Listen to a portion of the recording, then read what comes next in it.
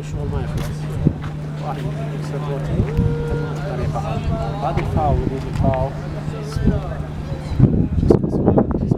سوق النقع. سوق النقع. الأسماك البحرية. هاي ما موجودة بقية المحافظات. اي بس هنا. هذه في أقصى جنوب العراق. ياخذون العالم منا ويودون للدول. طبعا الحد الأفضل يصور لنا واحد حال واحد حرية. هذا الأخ المخرج جاي يصور لنا المشهد. استمر بس يتصل واحد. هاي شو اسمه المنطقة هذا؟ هاي لنجة.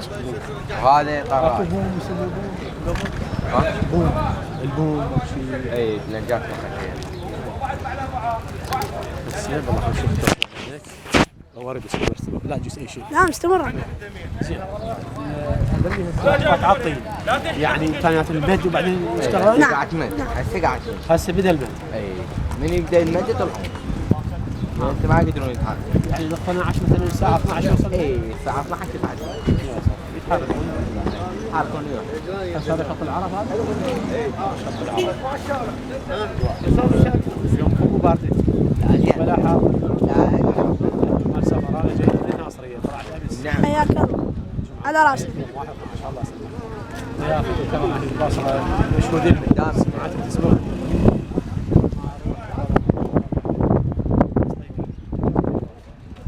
شكرا لك المخرج سعادتك وياك.